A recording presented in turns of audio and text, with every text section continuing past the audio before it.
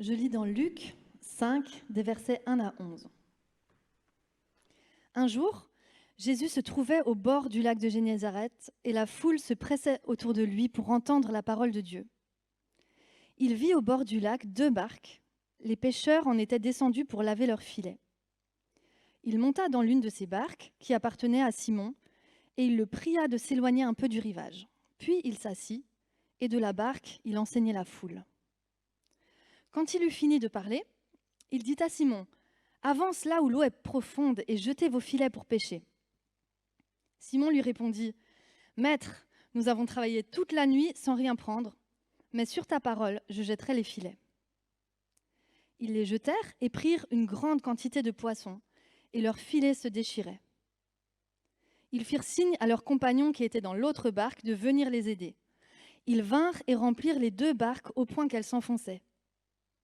Quand il vit cela, Simon-Pierre tomba aux genoux de Jésus et dit: « Seigneur, éloigne-toi de moi parce que je suis un homme pécheur. » En effet, lui et tous ceux qui étaient avec lui étaient remplis de frayeur à cause de la pêche qu'ils avaient faite. Il en allait de même pour Jacques et Jean, les fils de Zébédée, les associés de Simon. Jésus dit à Simon: « N'aie pas peur. Désormais, tu seras pêcheur d'hommes. » Alors ils ramenèrent les barques à terre, laissèrent tout et le suivirent. Bonjour, c'est un plaisir et un privilège pour moi d'avoir été invité à m'adresser à vous ce matin et à ouvrir la parole de Dieu avec vous. J'espère que dans un avenir pas trop lointain, nous aurons l'occasion de mieux faire connaissance le jour où je pourrai, je l'espère, me rendre physiquement, être présent avec vous à l'église de la Prairie. Nous venons de lire ce texte tiré de l'évangile de Luc, un texte assez connu. Et j'aimerais vous proposer ce matin de faire 4 petites pauses dans la lecture de ce texte sur des phrases, des remarques qui, je l'espère, pourront nous éclairer sur ce que Dieu désire nous dire ce matin. La première de ces remarques se rapporte au verset 3, où il est dit que Jésus monta dans une des barques qui appartenait à Simon. Ça commence, cette histoire, par une demande de la part de Jésus. D'ailleurs, ça commence souvent comme ça avec Jésus, ce genre de demande. À la femme samaritaine, il demande un verre d'eau. À Zachée, il demande de lui préparer un repas. À l'éleveur d'ânes sur la route de Béthanie à Jérusalem, il demande d'emprunter un de ses jeunes bourricots. Au gars qui porte une cruche sur la tête, il demande d'emprunter une salle à une époque où Jérusalem était blindée de gens, pour un repas de Pâques, avec de la place pour 13 hommes, une demi-douzaine de femmes et 3 petits chiens. C'est comme ça en tout cas que j'imagine la scène. Et à Pierre, dans le texte d'aujourd'hui, il demande d'emprunter une barque. Et ça continue comme ça. Le Dieu de l'univers continue de nous dire aux uns et aux autres, tu sais, j'ai besoin de toi. J'ai besoin que tu me prêtes ta voiture, ta passion pour les livres, ton talent de pianiste, ton ordinateur, etc. Toujours des demandes à la hauteur de nos moyens, toujours pour nous rendre en bénédiction le centuple. Jésus a passé une partie de la journée à prêcher. Pour une meilleure acoustique et une meilleure visibilité pour ceux qui l'écoutent, il se sert de la barque de Simon comme d'un pupitre ou une chaire de prédicateur. Jamais chaire de prédicateur n'a autant senti le poisson chauffé au soleil. Vous le savez, Dieu utilise aussi nos ressources telles qu'elles sont, même si ça ne sent pas toujours très bon. Même si nous avons commis des erreurs, même si nous luttons contre la dépression, même si nous ne parlons même pas très bien la langue, même si nous n'avons pas été très forts à l'école. Et je pourrais continuer la liste longtemps. Simon écoute, je suppose, mais ça ne semble pas particulièrement le toucher. Puis la prédication se termine, et Jésus propose à Simon de partir à la pêche. Alors pour Simon, les prédications n'étaient peut-être pas son truc.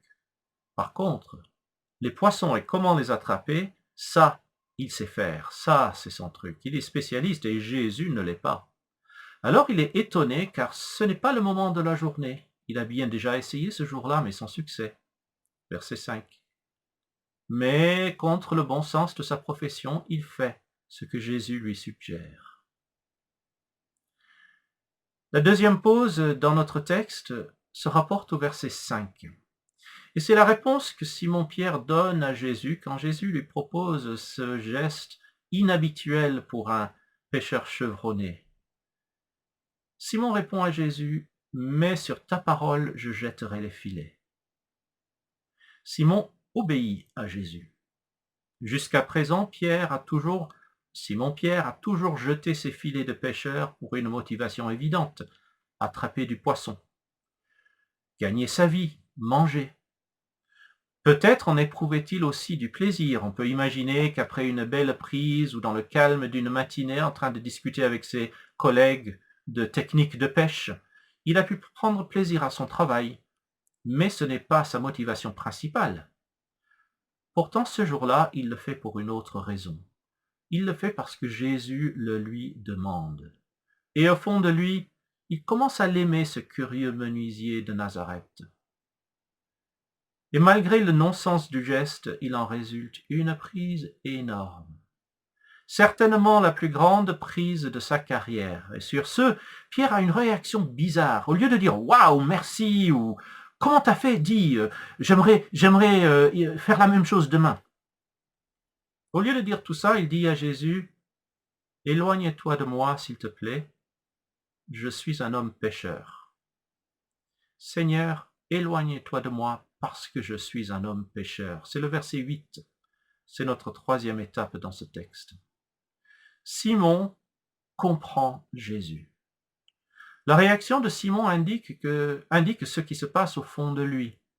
Il n'est pas juste en présence d'un très bon pêcheur de poissons qui va l'aider à améliorer sa technique.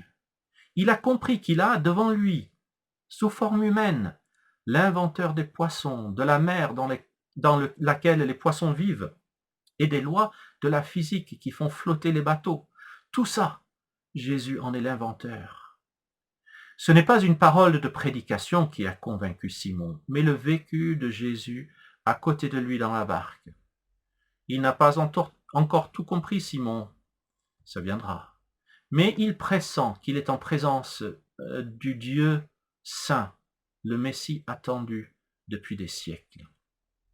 Ce n'est pas Jésus prédicateur qui convainc Simon, mais Jésus Seigneur de la pêche et des poissons, de la nature et des éléments de la terre, le Seigneur des hommes et des femmes et de leur travail quotidien.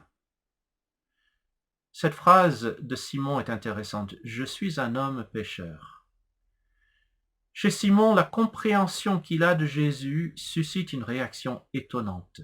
Il prend conscience de qui il est devant Jésus. Il adore, par le corps, par son attitude.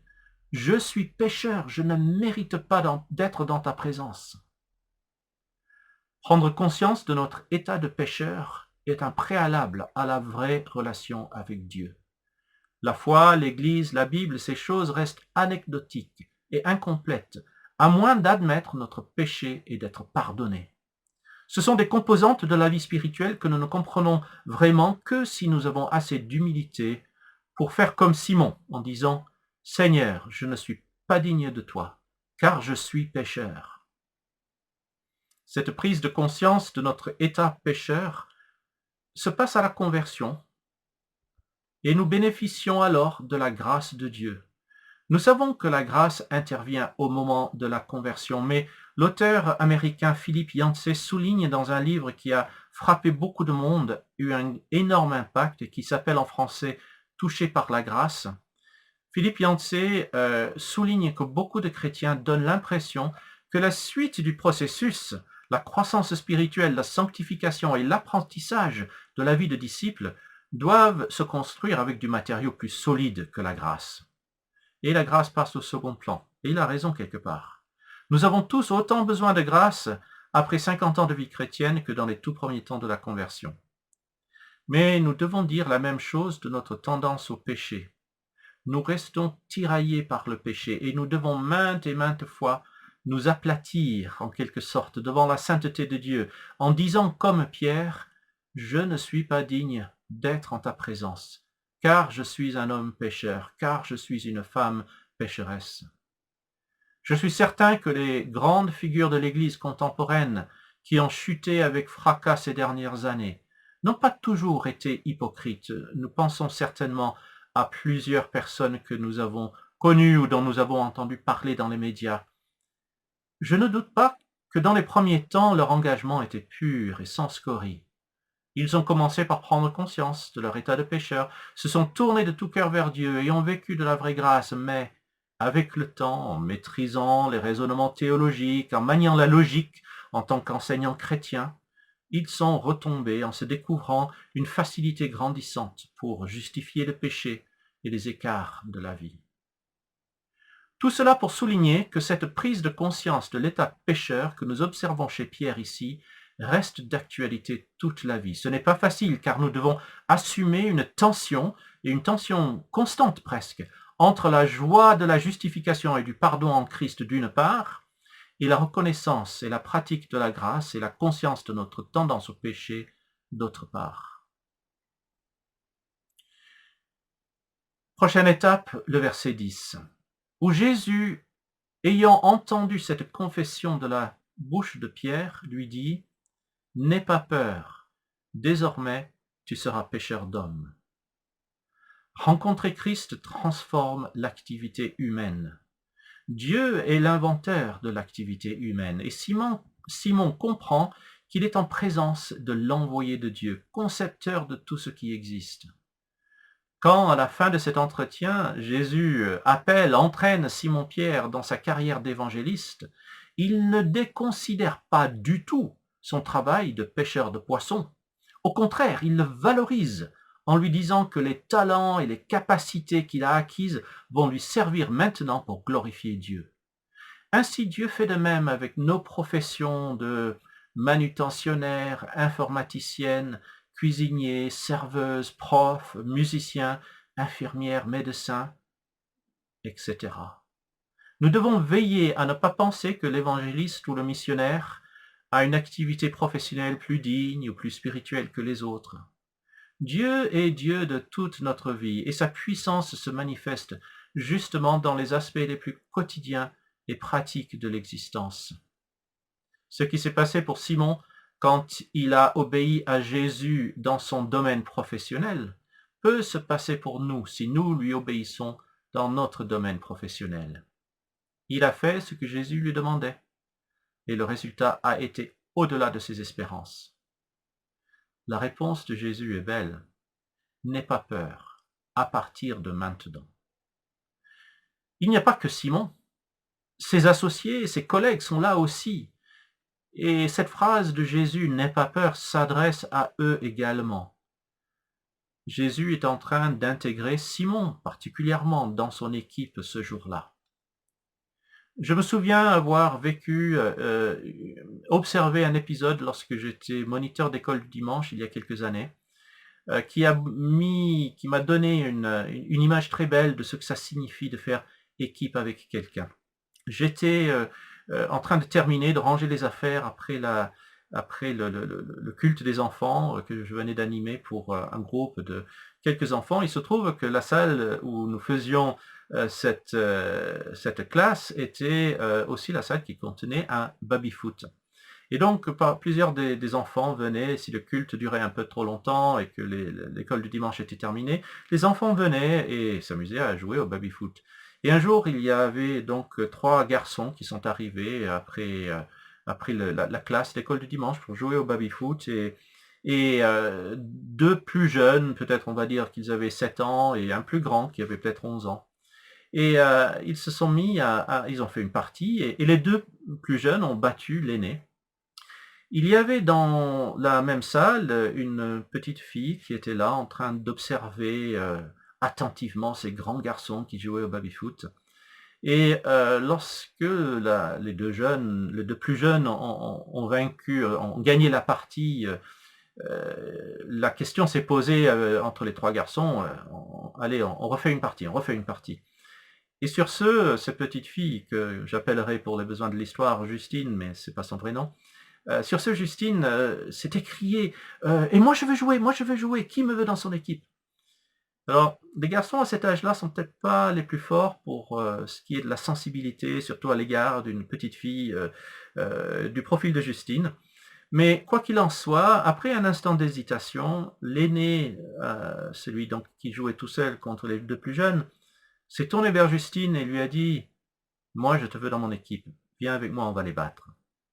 Vous auriez dû voir le sourire qui s'est illuminé, qui s'est affiché sur le visage de Justine lorsqu'elle s'est sentie appelée et intégrée dans l'équipe. Le plaisir de Justine n'était pas le résultat de la partie, mais la joie d'être acceptée et reconnue alors qu'elle pensait ne pas le mériter, qu'elle pensait ne pas être à la hauteur.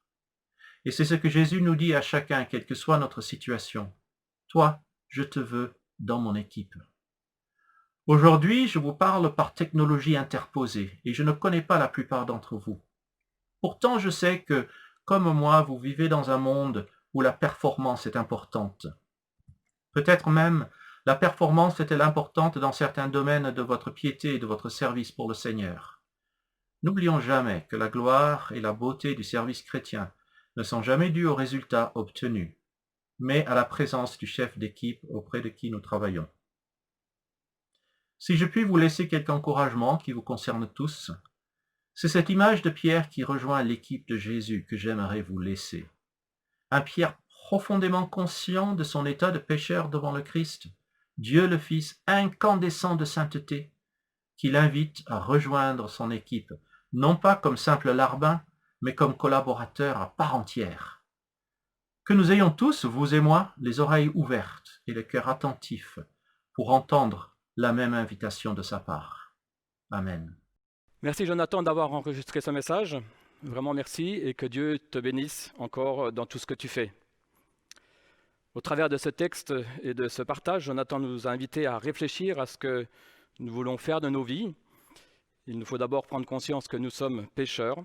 Alors pécheur, ce n'est pas forcément avoir fait des choses graves, mais c'est juste ne pas être dans la barque avec Jésus. Alors qui peut dire ce matin qu'il n'a pas besoin de ce que Dieu nous offre, cette grâce que Dieu nous offre? Jésus nous veut dans son équipe, malgré nos faiblesses. Alors il va utiliser nos ressources telles qu'elles sont. Ce matin, tu n'es peut-être pas encore dans l'équipe de Jésus, alors on t'invite à y rentrer. Il nous accepte, quelle que soit notre situation. Et puis, si tu es déjà dans cette équipe avec Jésus, alors on veut te poser cette question. Est-ce que tu as trouvé ta place dans cette équipe? Comme l'a dit Jonathan, Jésus te veut comme collaborateur à part entière. C'est ce que nous sommes appelés à être en tant que chrétiens, au lieu d'être simplement des spectateurs ou continuellement sur le banc des remplaçants. Nous avons une place active à prendre dans ce projet avec Dieu. Seigneur, merci pour ce moment d'écoute et d'explication de ce texte. La Bible, ta parole, nous parle encore aujourd'hui. Nous te demandons de nous aider à la comprendre, à comprendre ce que tu veux de nos vies. Tu nous accueilles là où nous en sommes aujourd'hui et montre-nous ce que tu veux, comment tu veux nous utiliser. On te prie pour notre pays, pour les autorités, parce que tu nous demandes de le faire. On te prie pour cette situation sanitaire. On te prie pour ton Église en France et dans le monde. Amen.